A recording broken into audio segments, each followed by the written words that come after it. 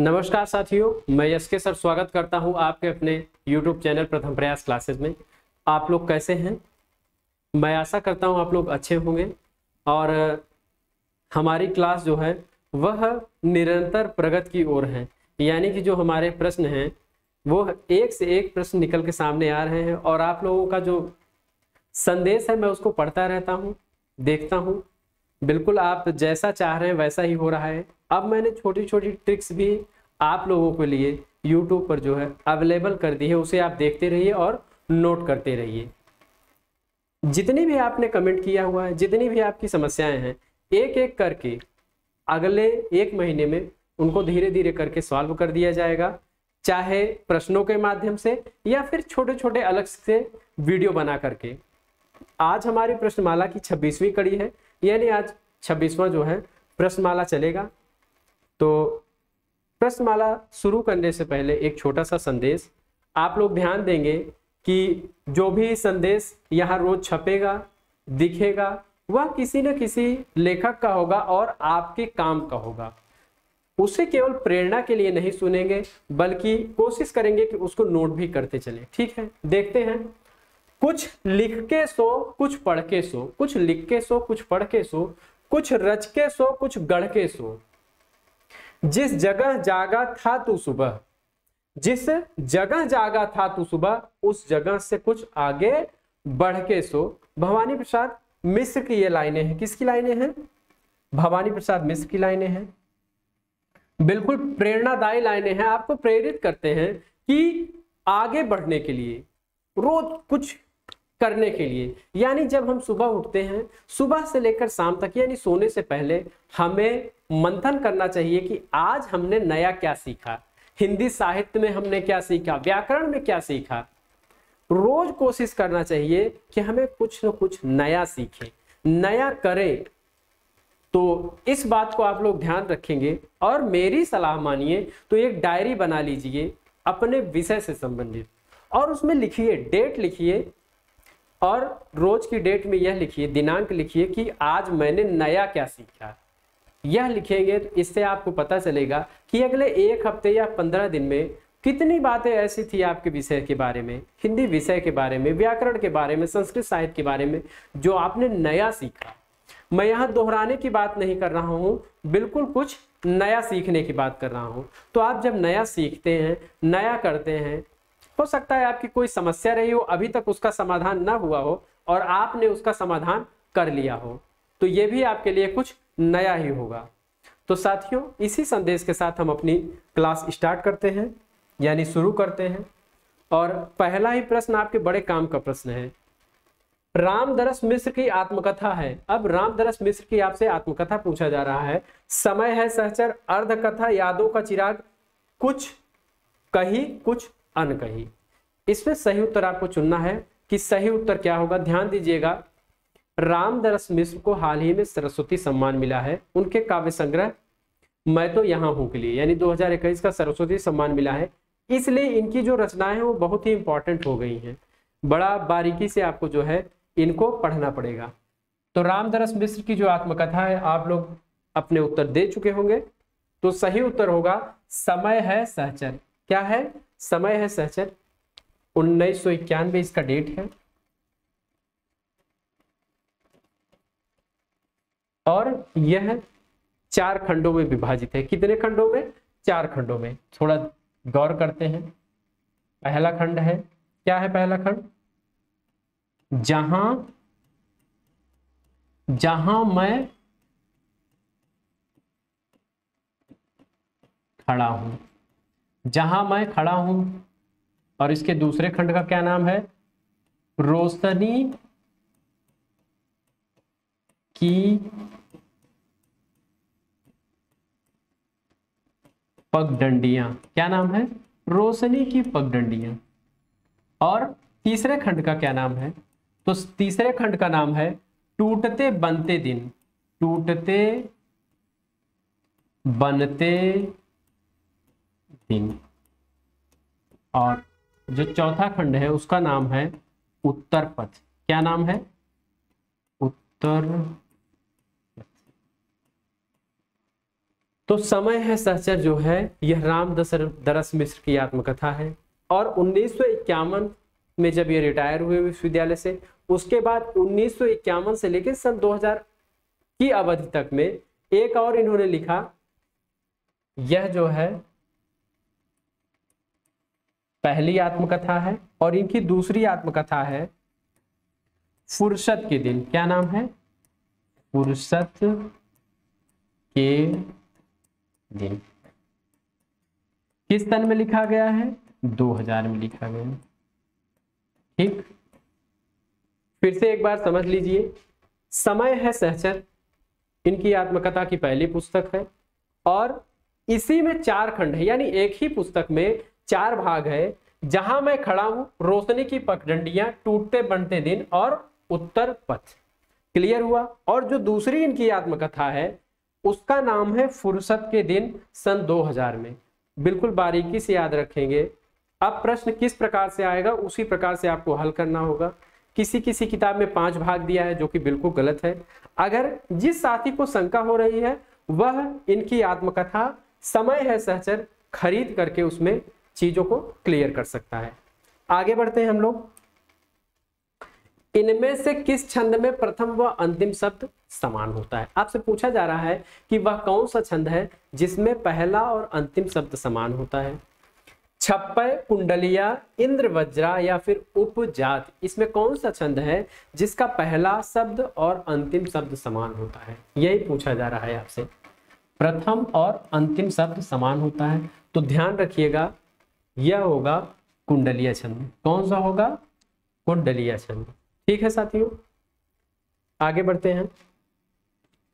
कौन सी लिपि दाईं से बाईं ओर लिखी जाती है? लिपि से भी संबंधित आपसे प्रश्न पूछा जा सकता है। वह कई प्रकार से पूछा भी गया है। रोमन लिपि, देवनागरी लिपि, फारसी लिपि या फिर रूसी लिपि। फारसी लिपि या फिर रूसी लिपि। इसका सही उत्तर जल्दी से आप लोग दीजिए कि इसका सही उत्तर क्या हो सकता है। तो इसका सही उत्तर होगा फारसी लिपि। क्या होगा? फारसी लिपि। ठीक है, अगला प्रश्न हम लोग देखते हैं। विशाल भारत पत्र के प्रथम संपादक थे। आपसे पूछा जा रहा है कि विशाल भारत के जो पहले संपादक थे वो कौन थे? मोहन सिंह सेंगर, सच्चिदानंद हीरानंद वात्स्यायन अज्ञे, इलाचंद जोशी या फिर बनारसी दास चतुर्वेदी। ध्यान दीजिएगा, ये बड़ा ही महत्वपूर्ण प्रश्न है। विशाल भारत के संपादक आपसे जब भी पूछा जाएगा तो आप बनारसी दास चतुर्वेदी का नाम लेंगे। किसका नाम लेंगे? पंडित बनारसी दास चतुर्वेदी। आगे बढ़ते हैं एक और शानदार प्रश्न की ओर। लाश किस भाषा का शब्द है? लाश किस भाषा का शब्द है? फारसी, अरबी, पुर्तगाली या फिर तुर्की? इनमें आपको सही उत्तर बताना है कि लाश किस भाषा का शब्द है। प्रश्न आया हुआ है यूजीसी नेट में,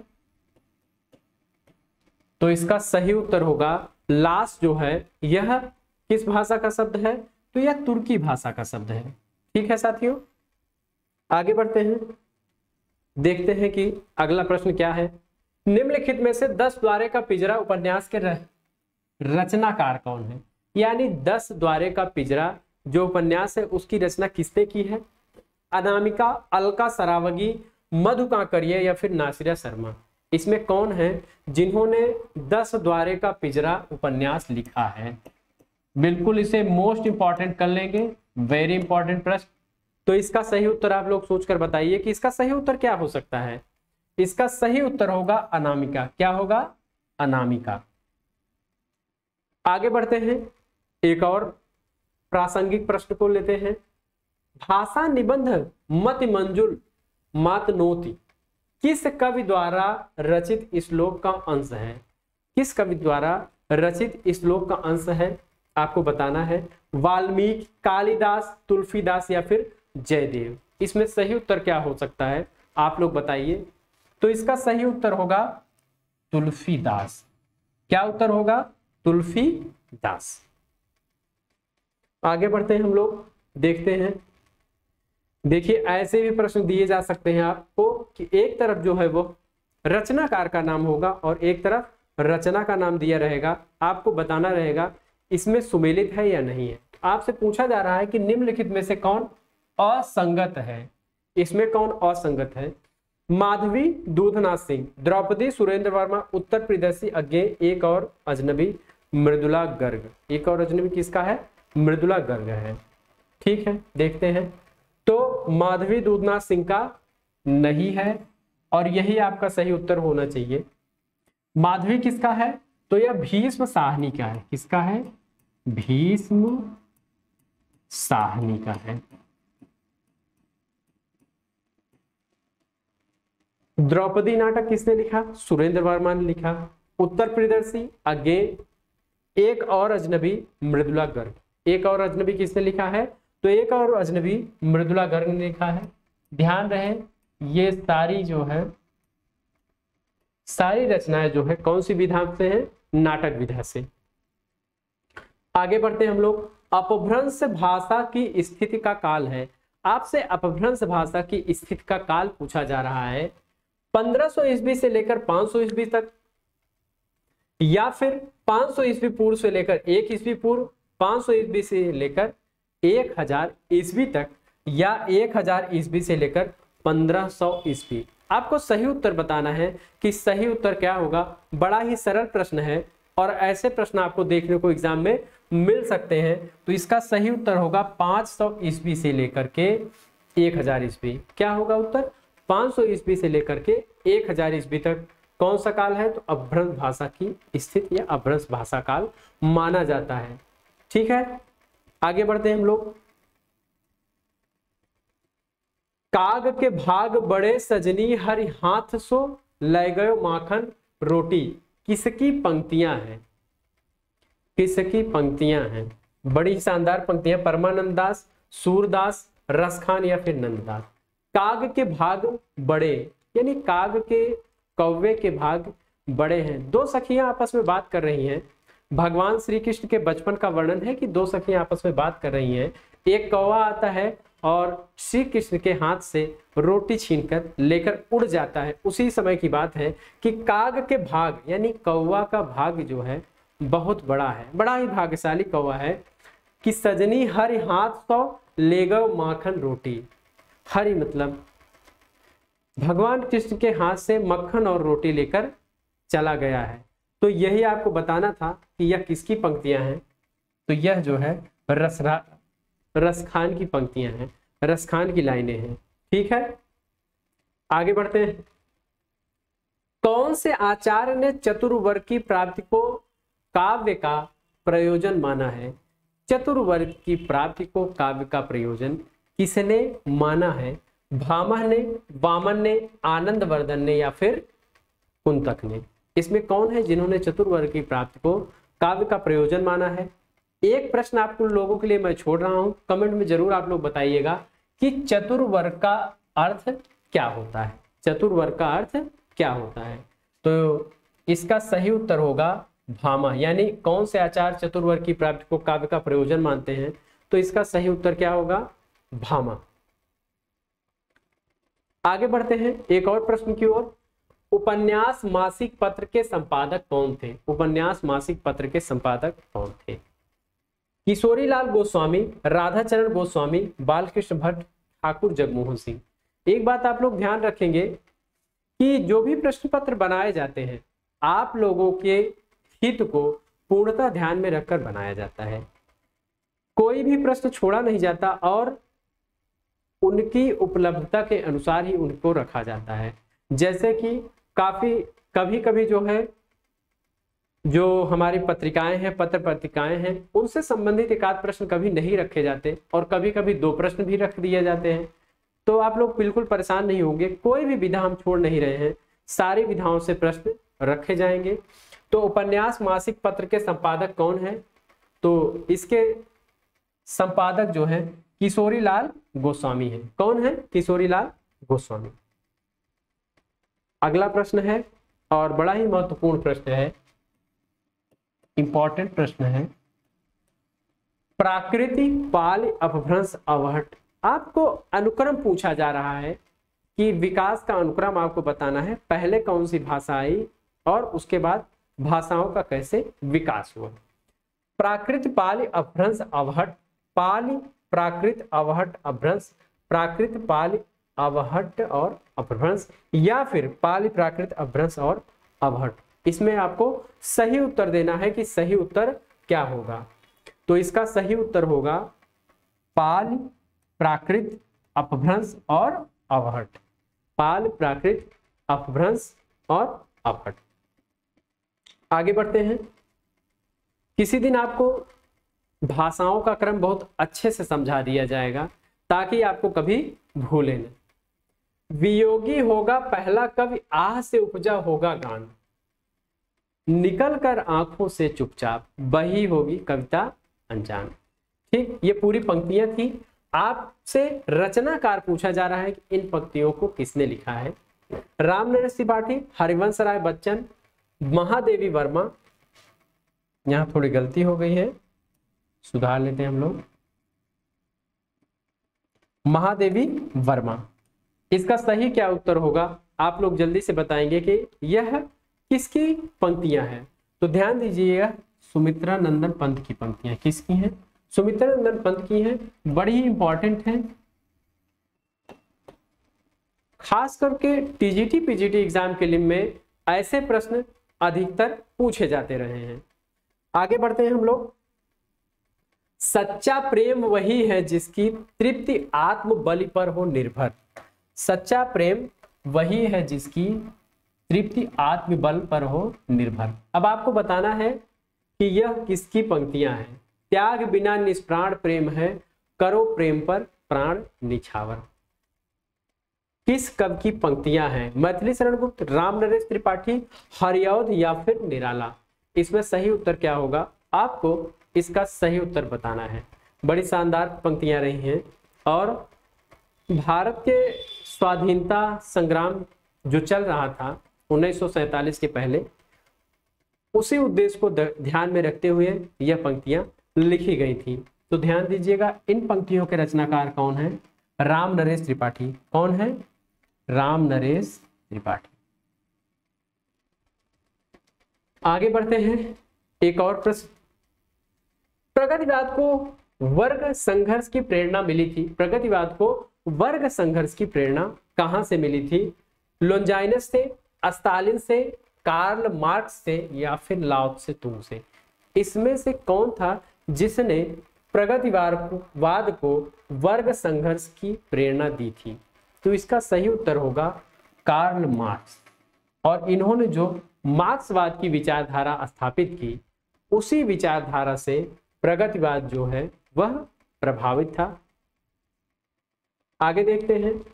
अमृतलाल नागर के जीवनी परक उपन्यास, अमृतलाल नागर के जीवनी परक उपन्यास खंजन नयन में किसके जीवन का चित्रण किया गया है? खंजन नयन में आपसे पूछा जा रहा है कि किसके जीवन का चित्रण किया गया है? सूरदास, तुलसीदास, रैदास या फिर मीराबाई। इसमें कौन है खंजन नयन में जिसके जीवन का चित्रण है? ये सब प्रश्न ऐसे हैं कि बिल्कुल आपको सिलेक्शन के कगार पे पहुंचा देंगे, आपको बिल्कुल सिलेक्ट करा देंगे। इन प्रश्नों को आपको बिल्कुल ध्यान से पढ़ना चाहिए। तो इसका सही उत्तर होगा सूरदास के जीवन पर। किसके जीवन पर? सूरदास के जीवन पर। और अमृतलाल नागर ने तुलसीदास के जीवन पर लिखा मानस का हंस।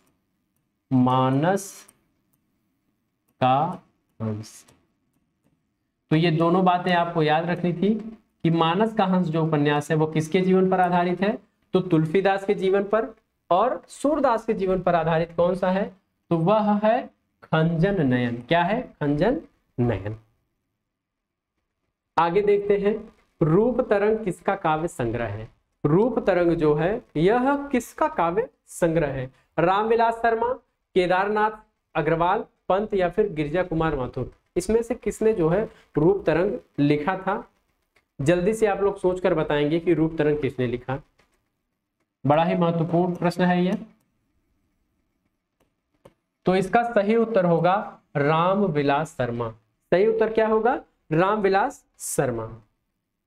आगे बढ़ते हैं हम लोग। श्रृंखला संज्ञा भेद की दृष्टि से है, यानी श्रृंखला संज्ञा भेद की दृष्टि से क्या है, यानी किस में आएगा? समूहवाचक संज्ञा, पदार्थवाचक संज्ञा, भाववाचक या फिर जातिवाचक। सही उत्तर क्या होगा, जल्दी से आप लोग सोच कर बताएंगे। तो इसका सही उत्तर जो है वह होगा समूहवाचक संज्ञा। क्या होगा, समूहवाचक संज्ञा। रचना यदि जीवन के अर्थ का विस्तार करती है, रचना यदि जीवन के अर्थ का विस्तार करती है, तो आलोचना रचना के अर्थ का। यह कथन इनमें से किस आलोचक का है, इसमें से किस आलोचक का यह कथन है, आपको बताना है। रामचंद्र शुक्ल, हजारी प्रसाद द्विवेदी, रामस्वरूप चतुर्वेदी या फिर मैथ्यू आर्नाल्ड। तो जल्दी से आप लोग सोचकर बताइए कि इसका सही उत्तर क्या होगा। तो इसका सही उत्तर होगा रामस्वरूप चतुर्वेदी। क्या होगा, रामस्वरूप चतुर्वेदी। आगे बढ़ते हैं एक और महत्वपूर्ण प्रश्न की ओर। किस प्रसिद्ध नाटककार ने शेक्सपियर के 12 नाटकों का हिंदी भाषा में अनुवाद किया था। यानी शेक्सपियर के 12 नाटकों का अनुवाद किसने किया था। महादेवी वर्मा, जयशंकर प्रसाद, रांगे राघव या फिर मन्नू भंडारी। तो जल्दी से आप लोग सोचकर बताइए इसका सही उत्तर क्या है। इसका सही उत्तर होगा रांगे राघव। क्या होगा, हाँ एक और आप लोगों के लिए जानकारी है कि रांगे राघव को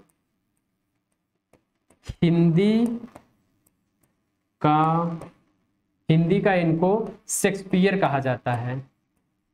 शेक्सपियर कहा जाता है। यह बात आपके लिए बड़ी ही महत्वपूर्ण है। प्रश्न आ सकता है कि हिंदी का शेक्सपियर किसे कहा जाता है, तो आप बिना किसी संकोच के रांगे राघव अपना उत्तर चुनेंगे। ठीक है, आगे बढ़ते हैं एक और प्रश्न की ओर। कुंवर नारायण किस सप्तक के कवि हैं। कुंवर नारायण किस सप्तक के कवि हैं। तार सप्तक, यहां ताश लिखा गया है। तार सप्तक, दूसरा सप्तक, तीसरा सप्तक, चौथा सप्तक। तो जल्दी से आप लोग अपना उत्तर दीजिए कि इसका सही उत्तर क्या होगा। तो इसका सही उत्तर होगा तीसरा सप्तक। क्या होगा, तीसरा सप्तक। ध्यान रखिएगा, तार सप्तक, दूसरा सप्तक, तीसरा सप्तक, चौथा सप्तक। यहां से आपसे कवियों का जो है एक वो पूछ लिया जाता है कि यह कवि किस सप्तक में आता है। इसको आप लोग बिल्कुल तैयार रखिएगा, और नहीं अगर तैयार हो पाएगा तो आप कमेंट करिएगा। आपको बहुत जल्दी तार सप्तक के कवियों का जो क्रम है वो आपको मिल जाएगा कि किस सप्तक में कौन कौन से कवि हैं। आगे बढ़ते हैं। सुजान हित, कृपाकंद, वियोग वेल किस कवि की रचनाएं हैं। ये रचनाएं किस कवि की हैं यही आपको बताना है। भूषण, भिखारीदास, घनानंद या फिर आलम। भूषण, भिखारीदास, घनानंद या आलम। आप इन रचनाओं से परिचित हैं और इसका सही उत्तर होगा घनानंद। क्या होगा, घनानंद। ठीक है, सुजान हित लिखा है या कहीं कहीं सुजान हित प्रबंध भी लिखा रहता है। आगे बढ़ते हैं। किसी, कुछ, किसी, कोई, नहीं आदि शब्द किस प्रकार के सर्वनाम हैं। ये सारे शब्द किस प्रकार के सर्वनाम है ये आपको बताना है। संशयवाचक, अनिश्चयवाचक, संबंधवाचक या फिर निश्चयवाचक। जल्दी से आप लोग उत्तर बताइए कि कुछ, किसी, कोई, नहीं आदि शब्द किस प्रकार के सर्वनाम हैं। ये सारे शब्द किस प्रकार के हैं, तो ये शब्द जो है अनिश्चयवाचक सर्वनाम है। कैसे सर्वनाम है, अनिश्चयवाचक। आगे बढ़ते हैं। आधा गांव उपन्यास में चित्रित गांव है। आधा गांव उपन्यास में चित्रित कौन सा गांव है। गंगौली, शिवपालगंज, मेरीगंज या बेलारी। सब आप लोग बिल्कुल परिचित हैं सारे गांव से। जल्दी बताइए कि इसका सही उत्तर क्या होगा। तो इसका सही उत्तर होगा गंगौली गांव। आधा गांव किस उपन्यास का चित्रण है, गंगौली गांव का। किसकी रचना है, आधा गांव जो है राही मासूम रजा। किसकी रचना है, राही मासूम रजा की है। ठीक है, बेलारी गांव जो है गोदान उपन्यास में है। किसमें है, गोदान में। आगे बढ़ते हैं। मेरीगंज जो है मैलांचल में है। ठीक, राग दरबारी में शिवपालगंज है। वह ऊपर नीचे जाता रहता है। वह ऊपर नीचे जाता रहता है। वाक्य में अव्यय पद है। आपको अव्यय छांटना है इसमें कि अव्यय कौन सा है। वह जाता रहता है ऊपर नीचे, वह जाता रहता है ऊपर नीचे, ये 4 आपको विकल्प दिए गए हैं और आपको अव्यय बताना है। क्या बताना है? अव्यय बताना है। तो इसका सही उत्तर होगा, इसका सही उत्तर क्या होगा?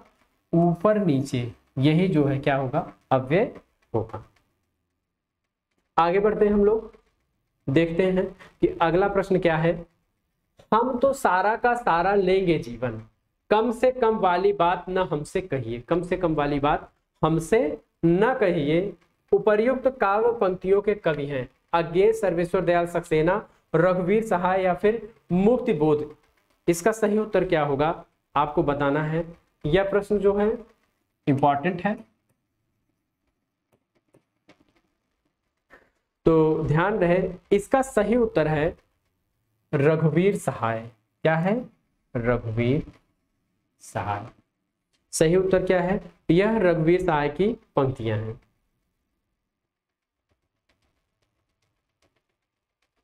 अगर दोनों साधु होते तो उन्हें संतोष और धैर्य के लिए संयम और नियम की बिल्कुल जरूरत न होती। संतोष और धैर्य के लिए उनको संयम नियम की जरूरत न होती, यह तो इनकी प्रकृति विचित्र जीवन था इनका। उपयुक्त कथन किस कहानी से उत्तम? यानी यह कथन जो है किस कहानी से लिया गया है? ममता, कफन, रोज या परिंदे। ममता, कफन, रोज या परिंदे। तो इसका सही उत्तर होगा कफन। क्या उत्तर होगा? कफन होगा। और यह किसके बारे में कहा गया है? प्रश्न इसको बदला जा सकता है कि यह किसके बारे में कहा गया है, तो यह घीसू और माधव के बारे में कहा गया है। घीसू और माधव, कफन कहानी के ये 2 प्रमुख पात्र हैं, घीसू और माधव, और इन्हीं के बारे में यह कथन कहा गया है। और यह किसकी रचना है? तो यह प्रेमचंद की रचना है, प्रेमचंद। ठीक है, तो ये बात आपको ध्यान में रखनी थी। ममता प्रसाद की कहानी है। किसकी कहानी है? प्रसाद की कहानी है। परिंदे निर्मल वर्मा की कहानी है, निर्मल वर्मा। रोज अज्ञेय की कहानी है। पहले इसका नाम गैंग्रीन था, बाद में इसका नाम रोज रख दिया इन्होंने। तो ठीक है, ये सारी बातें आपके लिए बड़ी महत्वपूर्ण थी और यह कथन भी बहुत महत्वपूर्ण था। आगे बढ़ते हैं। अनंत देवी प्रसाद के किस नाटक की पात्र है? अनंत देवी जो है वह प्रसाद का मतलब जयशंकर प्रसाद के किस नाटक की पात्र है, यही आपको बताना है। राजसी, स्कंदगुप्त, ध्रुव सोमनी या फिर विशाख। सही उत्तर क्या होगा? जल्दी से आप लोग अपने उत्तर बताएंगे कि इसका सही उत्तर क्या होगा। तो इसका सही उत्तर होगा अनंत देवी जो है वह स्कंदगुप्त की पात्र है। स्कंदगुप्त नाटक की ये पात्र है। किसकी पात्र है? स्कंदगुप्त की। आगे बढ़ते हैं। किस लेखक ने पशु पक्षियों पर केंद्रित रचना की है? पशु पक्षियों को लेकर किसने रचना की है? महादेवी वर्मा, सुभद्रा कुमारी चौहान, श्री राम शर्मा या फिर सत्यवती मलिक। तो आप लोग सोचकर बताइए कि इसका सही उत्तर कौन सा विकल्प होगा। आप सभी लोग इस प्रश्न से परिचित हैं, तो इसका सही उत्तर होगा पशु पक्षियों पर केंद्रित रचना जो है वह किसकी है? महादेवी वर्मा की है। और उसका नाम क्या है? मेरा परिवार। मेरा परिवार जो है यह रेखा चित्र है। किसका है? महादेवी वर्मा का रेखा चित्र है। आगे बढ़ते हैं एक और शानदार क्वेश्चन की तरफ। मास्टर मनबोध की डायरी, इंपॉर्टेंट कर लीजिए कि मास्टर मनबोध की डायरी के रचयिता हैं। मास्टर मनबोध की डायरी के लेखक कौन हैं? धीरेन्द्र वर्मा, विवेकी राय, रामस्वरूप चतुर्वेदी, रमासेन गुप्ता। इसमें सही उत्तर क्या होगा? तो इसका सही उत्तर होगा विवेकी राय। क्या होगा? विवेकी राय। अगला प्रश्न है, वाक्य में क्रिया विशेषण पद कौन सा है? आपसे क्रिया विशेषण पूछा जा रहा है। क्या पूछा जा रहा है? क्रिया विशेषण। क्रिया विशेषण किसे कहते हैं? जो क्रिया की विशेषता बतलाता है, जो क्रिया की विशेषता बतलाता है उसे हम क्रिया विशेषण कहते हैं। परीक्षा नजदीक है कुछ पढ़ भी लो, परीक्षा नजदीक है कुछ पढ़ भी लो। अब इसमें आपको क्रिया विशेषण छांटना है। परीक्षा नजदीक है कुछ या फिर पढ़ भी लो, इसमें से कौन सा क्रिया विशेषण होगा? तो ध्यान दीजिएगा, कुछ जो है यही हमारा उत्तर होगा, यही क्रिया विशेषण होगा, क्योंकि यह पढ़ने की विशेषता बतला रहा है। और पढ़ क्या है? यह क्रिया है। पढ़ना क्या होता है? क्रिया होता है। पत्थर का लंप पोस्ट, लैंप पोस्ट है, हिंदी में लंप पोस्ट लिखा हुआ है, तो बिल्कुल परेशान होने की जरूरत नहीं है। पत्थर का लंप पोस्ट साक्षात्कार संग्रह का लेखक कौन है? कैलाश कल्पित, शरद देवड़ा, प्रेम कुमार या फिर रणवीर रांगरा? इसमें सही उत्तर आपको बताना है कि इसका सही उत्तर क्या है। तो इसका सही उत्तर होगा शरद देवड़ा। क्या होगा? शरद देवड़ा। यह प्रश्न आया हुआ था, इसलिए यहां पे रखना बहुत ही इंपॉर्टेंट था। सिंधु सेज पर धरा वधु, सिंधु सेज पर धरा वधु अब तनिक संकुचित बैठी सी, इस अवतरण में कौन सी शब्द शक्ति है? आपसे शब्द शक्ति का प्रश्न पूछा जा रहा है। अविधा, व्यंजना, लक्षणा या फिर तात्पर्य? इसका सही उत्तर क्या होगा? इसका सही उत्तर आपको बताना है। तो इसका सही उत्तर होगा व्यंजना शब्द शक्ति। क्या होगा? व्यंजना शब्द शक्ति। ठीक है, आगे बढ़ते हैं। कामायनी का महाकाव्यत्व असंदिग्ध है। हजारी प्रसाद द्विवेदी, रामचंद्र शुक्ल, नगेंद्र या फिर नंद दुलारी वाजपेयी? आपसे पूछा जा रहा है कि यह किसका कथन है? यह कथन किसका है, यही आपसे पूछा जा रहा है। कामायनी का महाकाव्यत्व असंदिग्ध है, यह किसका कथन है? हजारी प्रसाद द्विवेदी, रामचंद्र शुक्ल, नगेंद्र या फिर नंद दुलारे वाजपेयी? तो इसका सही उत्तर होगा डॉक्टर नगेंद्र या नगेंद्र। ठीक है साथियों, आगे बढ़ते हैं हम लोग कुछ और महत्वपूर्ण प्रश्न की ओर। आप बीती जग बीती आत्मकथा है। देखिए आत्मकथा का एक और महत्वपूर्ण प्रश्न आपसे पूछा जा रहा है कि आप बीती जग बीती किसकी आत्मकथा है? वियोगी हरि, रामदरस मिश्र, राहुल फांकित्यायन या फिर नरदेव शास्त्री? इसमें किसकी आत्मकथा है? जल्दी से आप लोग बिल्कुल सही उत्तर देंगे और सोच समझकर अपने उत्तर देंगे। तो इसका सही उत्तर होगा नरदेव शास्त्री। नरदेव शास्त्री की जो आत्मकथा है वह क्या है? आप बीती जग बीती। आगे बढ़ते हैं हम लोग। एक वाक्य पूछा जा रहा है आपसे इनमें से जिसमें अपादान परसर्ग है। क्या है? अपादान परसर्ग है। निम्नलिखित वाक्यों में से अपादान परसर्ग से युक्त वाक्य है। हम कान से सुनते हैं, मोहन से उठा नहीं जाता, राम ने अपने पुत्र से नाता तोड़ लिया, रावण राम के बाण से मारा गया। अब आपसे पूछा जा रहा है कि इसमें परसर्ग आपको बताना है। ठीक है, तो इसका सही उत्तर क्या होगा? आप लोग बिल्कुल सोच समझ के बताइए। तो इसका सही उत्तर होगा राम ने अपने पुत्र से नाता तोड़ लिया। राम ने क्या किया? अपने पुत्र से नाता तोड़ लिया। तो यहाँ पे क्या है? अपादान परसर्ग या अपादान कारक है। ठीक है,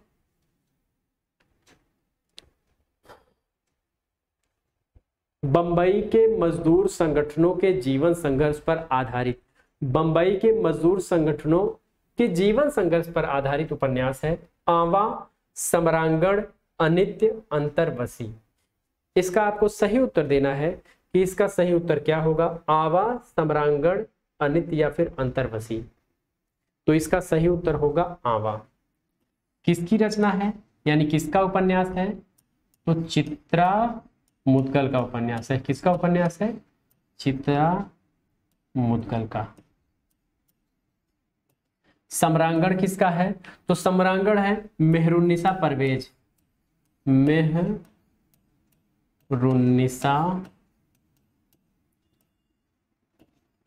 परवेज।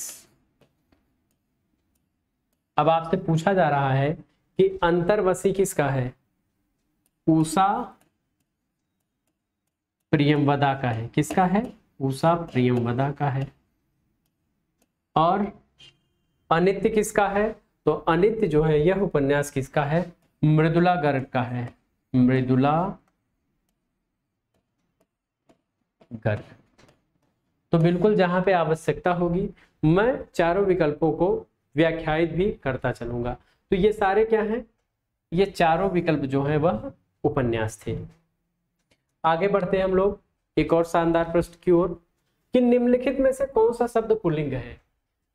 आपको पुल्लिंग और स्त्रीलिंग एक शब्द पूछा जाता है और उसका उत्तर आपको देना होता है। अध्याय, सुंदरता, घटना या नम्रता। आपको पुल्लिंग चुनना है कि पुल्लिंग शब्द कौन सा है।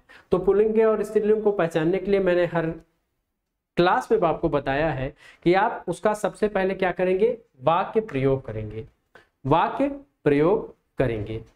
देखते हैं, अध्याय, पहला अध्याय होता है, दूसरा अध्याय होता है, तीसरा अध्याय होता है, चौथा अध्याय होता है, पांचवा अध्याय होता है, छठा अध्याय होता है। होती ही कभी नहीं आप बोलते हैं। तो आपको पुल्लिंग देखिए पहले ही विकल्प में मिल गया।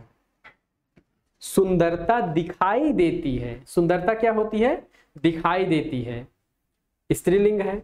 घटना, घटना घटित होती है, क्या होती है? घटित हो जाती है।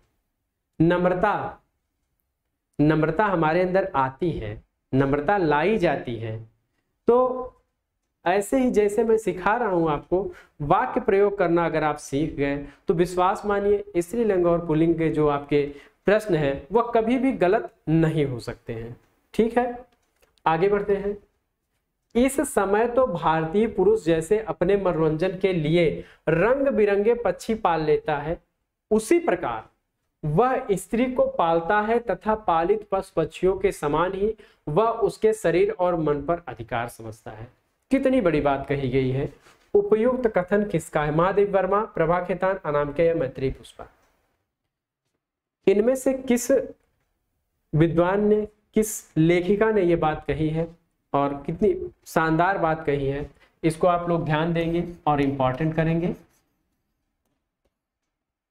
यह जो कथन है वह महादेवी वर्मा का है। किसका है? महादेवी वर्मा का है।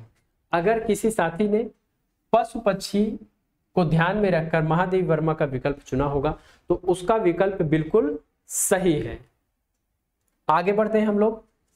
अली कली ही सो बध्यो, आगे कौन हवाल। ठीक है, उक्ति में कवि बिहारी का कौन सा रूप प्रकट हुआ है? कवि बिहारी का कौन सा रूप प्रकट हुआ है? दार्शनिक रूप, प्रवचनकर्ता रूप, उद्बोधक का रूप या फिर नीतिकार का रूप। आपको एक विकल्प चुनना है जो सबसे सही विकल्प हो, सटीक विकल्प हो। ठीक है, तो इसका सही उत्तर होगा उद्बोधक का रूप। यहाँ पे बिहारी ने कौन सा रूप प्रकट किया है? तो उद्बोधक का रूप। नहीं पराग नहीं मधुर मधु, नहीं विकास यही काल, अली कली ही सो बध्यो, आगे कौन हवाल। यह पूरी पंक्तियां थी। आपसे पंक्ति भी पूछ लिया जाता है कि यह पंक्ति किसकी है? बिहारी की है। किसकी है? बिहारी की है। आगे बढ़ते हैं। निम्नलिखित शब्दों में से एक वचन है। अब देखिए आपसे एक वचन और द्विवचन भी पूछ लिया जाता है। कुछ शब्द ऐसे हैं जो एक वचन में, सदैव एक वचन में रहते हैं और कुछ शब्द ऐसे हैं जो सदैव बहुवचन में रहते हैं। इसकी एक लिस्ट आप लोग बनाएंगे और उसे याद कर लेंगे। यहां से प्रश्न आपका बनता है। प्राण, दर्शन, ओठ या फिर तेल। प्राण, दर्शन, ओठ या फिर तेल, इसमें से कौन सा शब्द है जो एक वचन में रहता है? जल्दी आप लोग बताइए। तो इसका सही उत्तर होगा तेल जो है यह हमेशा जो है एक वचन में प्रयोग किया जाता है। प्राण, दर्शन और ओठ यह तीनों शब्द बहुवचन में प्रयोग किए जाते हैं। आगे बढ़ते हैं हम लोग, देखते हैं अगला प्रश्न। अभिज्ञान शाकुंतलम का हिंदी अनुवाद किसने किया? अभिज्ञान शाकुंतलम का हिंदी अनुवाद किसने किया था? धर्मवीर भारती, प्रभाकर माचवे, सियाराम शरण गुप्त या फिर राजा लक्ष्मण सिंह। इसमें से कौन थे जिन्होंने अभिज्ञान शाकुंतलम का हिंदी अनुवाद किया? तो ध्यान रखिएगा इसका सही उत्तर होगा राजा लक्ष्मण सिंह। क्या उत्तर होगा? राजा लक्ष्मण सिंह। अगला प्रश्न देखते हैं। लघु मानव की धारणा किस प्रवृत्तिगत विशेषता है? किसकी प्रवृत्तिगत विशेषता है? नई कविता की, दलित विमर्श की, प्रगतिवाद की या फिर छायावाद की? इसका सही उत्तर क्या होगा? तो इसका सही उत्तर जल्दी से आप लोग सोच कर बताइए कि लघु मानव की धारणा किसकी प्रवृत्तिगत विशेषता है। तो यह विशेषता जो है नई कविता की है। किसकी है? नई कविता की है। अगला प्रश्न देखते हैं, स्वाभाविक और स्वागत इन दोनों शब्दों में से कौन सा उपसर्ग है? इन दोनों शब्दों में कौन सा उपसर्ग है, यही आपको बताना है। दोनों में स्व है, दोनों में सु है, दोनों में क्रमशः स्व और सु है। क्या है? क्रमशः स्व और सु है।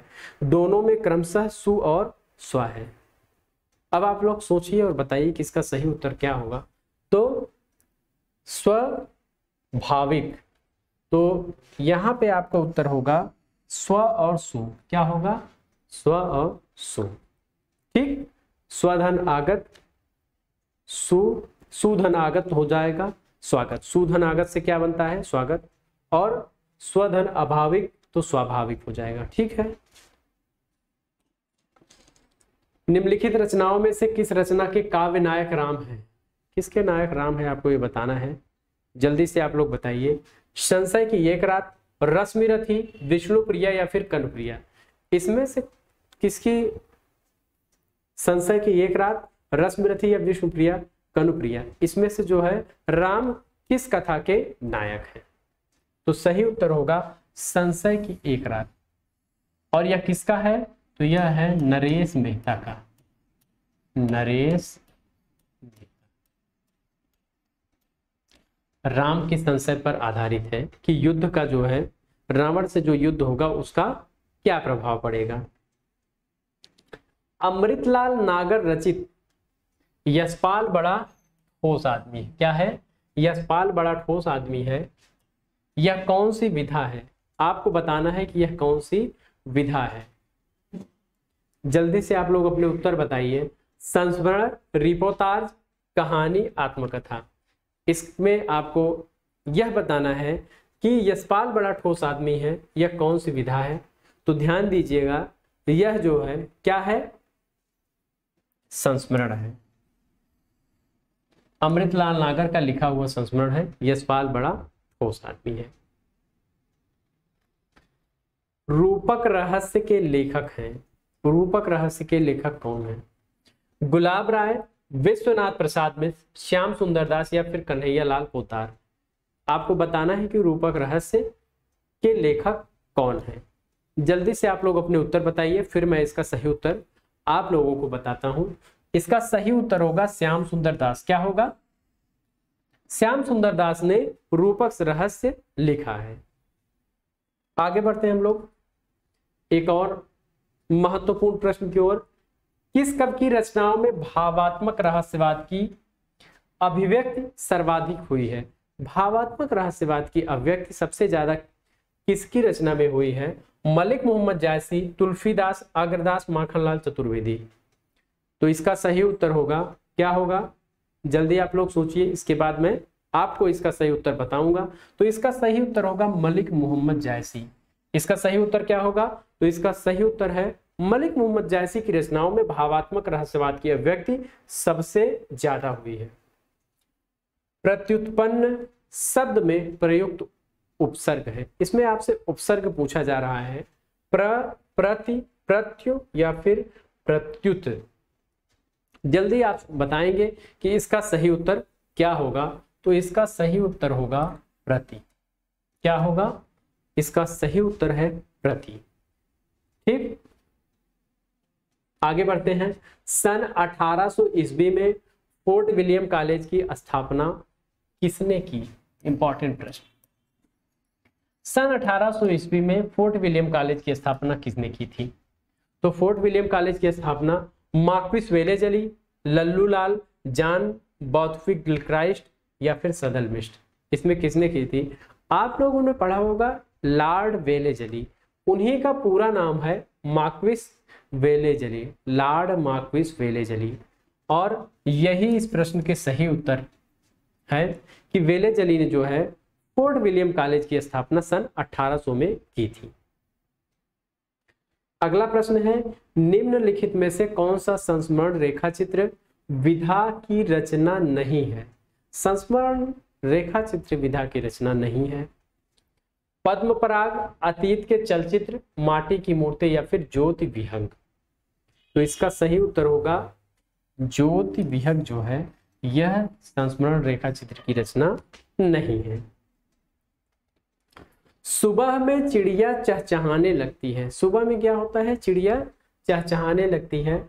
अब इसमें आपको काल बताना था कि सामान्य भविष्य काल में है, सामान्य वर्तमान काल में है, या पूर्ण भूतकाल या फिर अपूर्ण भूतकाल। इस जो आपसे प्रश्न पूछा गया उसमें आपसे काल पूछा जा रहा है कि सुबह में चिड़िया चहचहाने लगती है, इसमें आपको काल बताना है। थोड़ा सा प्रश्न छूट गया है टाइपिंग में, तो इसका सही उत्तर है यह जो वाक्य है वह किसमें है? वर्तमान काल में है। किसमें है? वर्तमान काल में। अगला प्रश्न देखते हैं हम लोग। उर्दू उपन्यास चौगाने हस्ती प्रेमचंद का हिंदी रूपांतरण है, यानी प्रेमचंद ने चौगाने हस्ती जो उर्दू में उपन्यास लिखा था उसको उन्होंने हिंदी में किस नाम से रूपांतरण किया? गबन, मंगलसूत्र, गोदान या फिर रंगभूमि। गबन, मंगलसूत्र, गोदान या फिर रंगभूमि। तो इसका सही उत्तर होगा रंगभूमि। क्या उत्तर होगा इसका सही? रंगभूमि जो है इसका सही उत्तर होगा। आगे बढ़ते हैं। इन तन का दीवा करो, इन तन का दीवा करो, बाती मालव जीव। क्या है? बाती मालव जीव। सींचो तेल ज्यों, तब मुख देखो पीव। प्रस्तुत उदाहरण किस छंद का है? जो प्रस्तुत उदाहरण है यह किस छंद का है यही आपको बताना है। चौपाई, रोला, दोहा या फिर गीतिका। चौपाई, रोला, दोहा या फिर गीतिका। तो इसका सही उत्तर होगा जो यह छंद है किस कौन सा है? तो दोहा छंद है। कौन सा है यह? दोहा छंद है।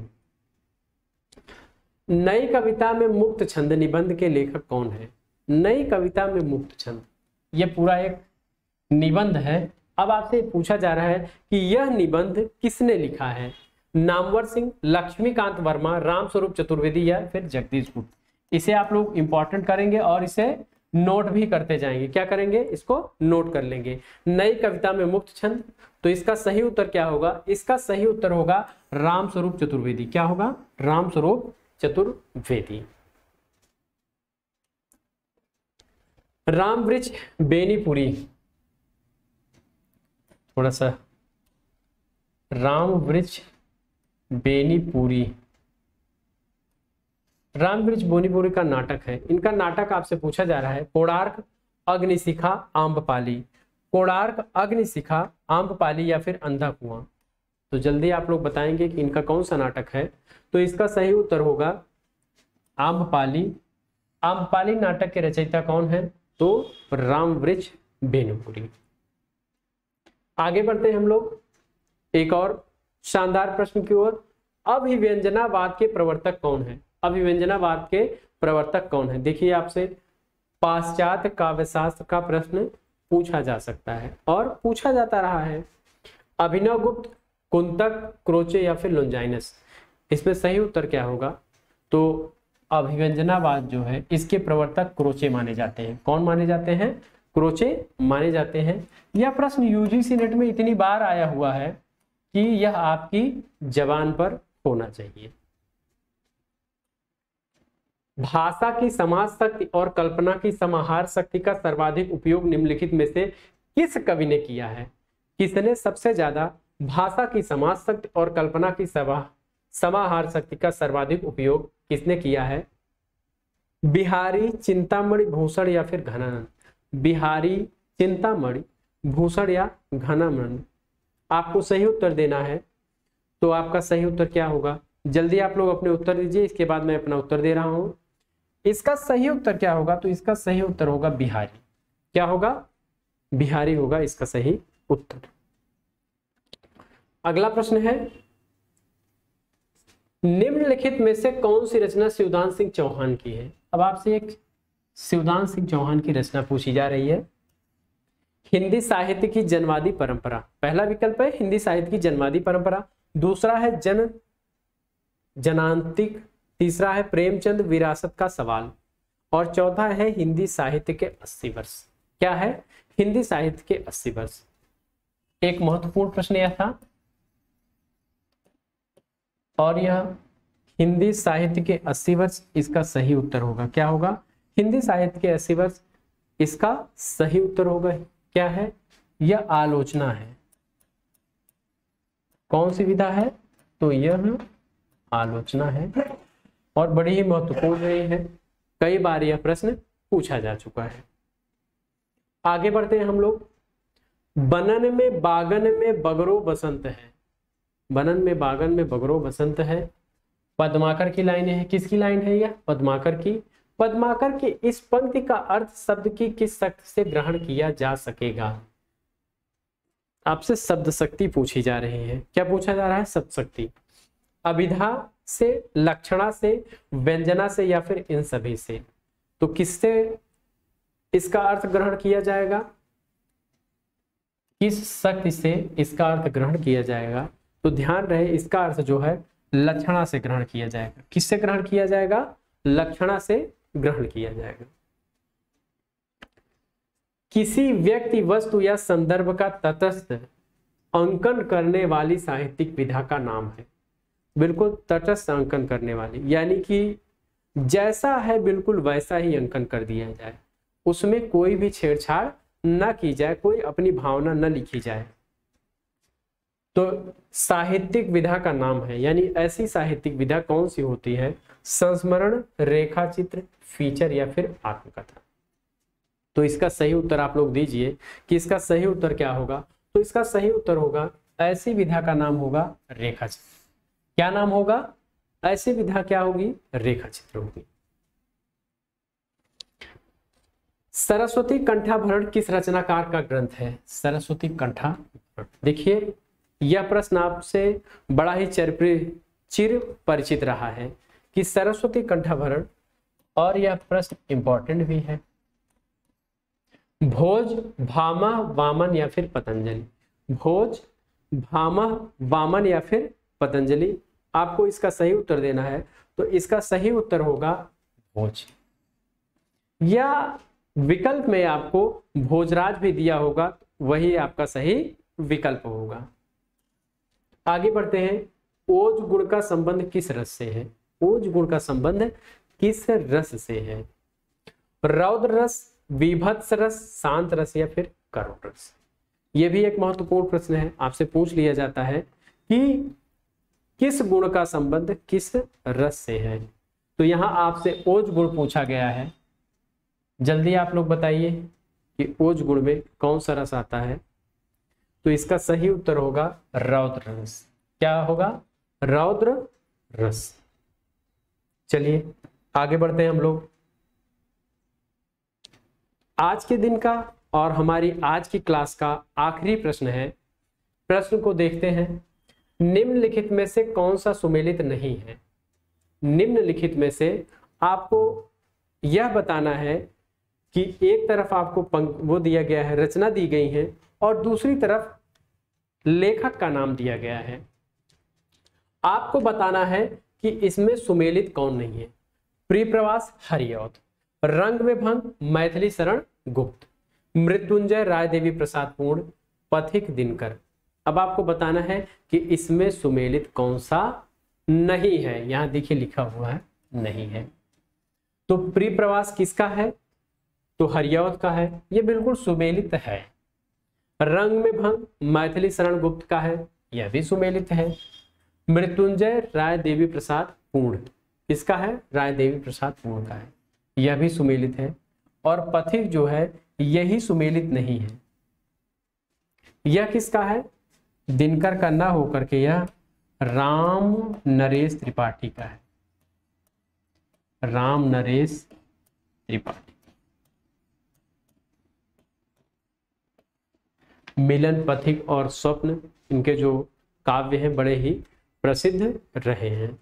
तो साथियों, आज हमारी जो है 26वीं प्रश्नमाला थी, और आप देख रहे हैं कितनी गहराई से जो है आपको प्रश्नमाला हल कराई जा रही है। और आप लोग बिल्कुल बने रहेंगे लगातार हमारे साथ। विश्वास मानिए, एक एक प्रश्न जो है आपकी परीक्षा में इतने काम आने वाले हैं कि इससे बाहर कोई भी प्रश्न मिलेगा नहीं, चाहे वह किसी भी विधा का हो। मैंने हर विधा से एक एक प्रश्न या दो दो प्रश्न, जैसे जिसकी आवश्यकता है, या फिर परीक्षा में जिस प्रकार का प्रश्न आता है उसे सोच समझ के प्रश्नमाला तैयार करता हूं, ताकि आप लोगों को बिल्कुल भी असुविधा ना हो उनको हल करने में।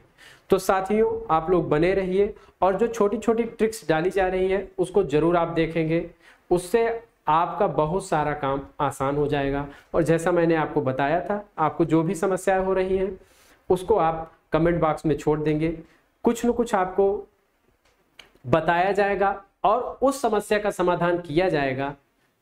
आज नहीं तो कल किया जाएगा, 2-4 दिन बाद जरूर आपका समाधान होगा। 10-15 दिन वेट करिए, क्योंकि काफ़ी साथियों ने अपनी अपनी समस्याएं गिनाई हुई हैं। किसी को उपन्यास में समस्या है, किसी को शब्द शक्ति में समस्या है, किसी को अलंकार में समस्या है, या अन्य छोटे छोटे प्रश्न। तो जो भी आपके प्रश्न हैं, आप विश्वास मानिए आपके प्रश्नों को येन केन प्रकार अपनी प्रश्नमाला में भी शामिल किया जाएगा और अलग से छोटे छोटे वीडियोज भी बनाएंगे। तो आप लोगों को क्लास कैसी आ रही है, यानी कि पसंद आ रही है? तो अगर पसंद आ रही है तो उसको आप लोग लाइक कर दीजिए और अपने साथियों तक इसको शेयर जरूर कर दीजिए। इसी के साथ मैं आज की क्लास समाप्त करता हूं। धन्यवाद साथियों। कल की क्लास में हम लोग इसी समय पुनः मिलते हैं।